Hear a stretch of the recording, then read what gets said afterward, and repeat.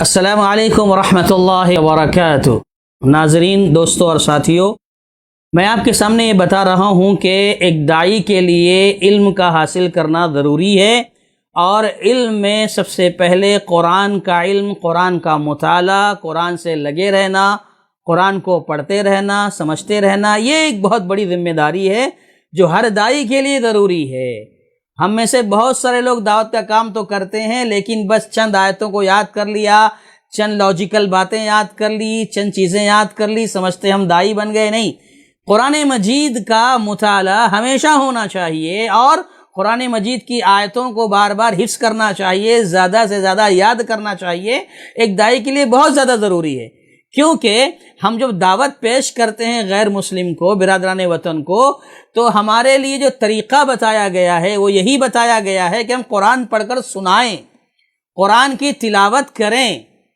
اللہ کے نبی صلی اللہ علیہ وسلم کے بارے میں جیسے آپ نے سنا،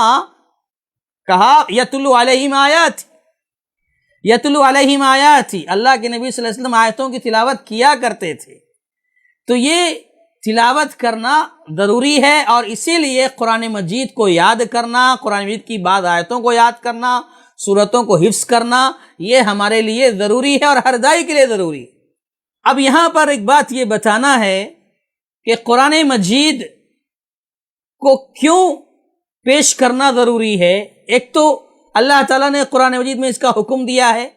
کئی آیتیں میں نے آپ کو پچھلی نشست میں، پچھلی ملاقات میں بتائیں،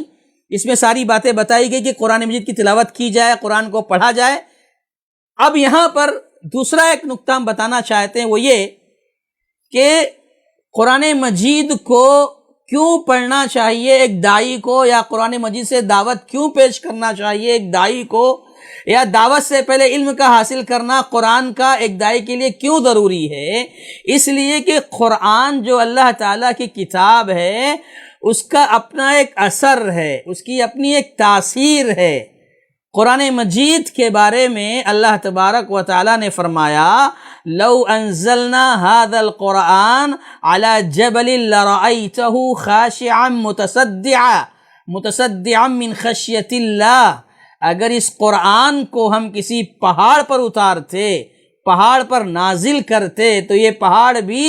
چور چور ہو جاتا، ریزہ ریزہ ہو جاتا۔ یہ قرآن مجید کا اثر ہے، یہ قرآن مجید کا پاور ہے۔ اس لیے قرآن مجید کی تلاوت ہونی چاہیے، ایک مدعو کے سامنے قرآن باقاعدہ پڑھ کر سنانا چاہیے، پھر اس کی اپنی زبان میں ترجمہ کرنا چاہیے، کیونکہ قرآن مجید کا اپنا اثر ہے۔ اللہ نے فرمایا اگر کسی پہاڑ پر نازل کیا جاتا تو پہاڑ چور چور ہو جاتا۔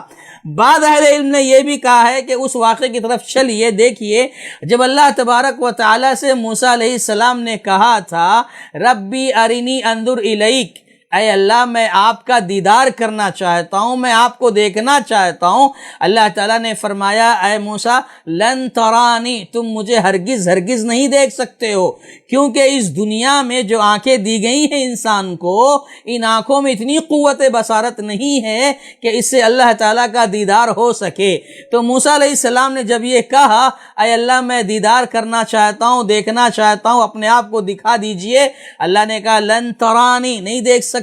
لیکن موسیٰ علیہ السلام کا اصرار بارہا رہا، تو اللہ تعالیٰ نے فرمایا وَلَٰكِنْ انظُرْ إِلَى الْجَبَلِ، دیکھو موسیٰ اگر بات ایسی ہے کہ تم دیکھنے پر اصرار کر رہے ہو تو سنو، فلاں پہاڑ کی طرف دیکھو، میں اس پہاڑ کی طرف اپنی ایک ہلکی سی نگاہ کروں گا، اپنی تجلی کروں گا، فَإِنِ اسْتَقَرَّ مَكَانَهُ، اگر میری تجلی کے بعد، میری نگاہ کے بعد وہ پہاڑ اپنی جگہ ٹھہرا رہا، قائم رہا، فَسَوْفَ تَرَانِي، تو موسیٰ تب تم مجھے دیکھ سکتے ہو۔ فَلَمَّا تَجَلَّى رَبُّهُ لِلْجَبَلِ، اللہ تبارک و تعالیٰ نے جب پہاڑ پر تجلی فرمائی تو کیا ہوا، جَعَلَهُ دَكَّا، وہ پہاڑ چور چور ہو گیا، ریزہ ریزہ ہو گیا، وَخَرَّ مُوسَىٰ صَعِقًا، اور موسیٰ علیہ السلام بے ہوش ہو کر گر پڑے۔ یہاں دیکھیے بتانا یہ ہے کہ اللہ تبارک و تعالیٰ کی تجلی پہاڑ پر ہوئی، پہاڑ چور چور ہو گیا، ریزہ ریزہ ہو گیا۔ وہاں قرآن کے بارے میں یہ بتایا گیا کہ یہ قرآن اگر کسی پہاڑ پر نازل کیا جاتا تو پہاڑ چور چور ہو جاتا، ریزہ ریزہ ہو جاتا۔ تو معلوم ہوا کہ جو اثر، جو پاور تجلیات ربانی میں ہے، وہی اثر وہی پاور آیات ربانی میں بھی ہے۔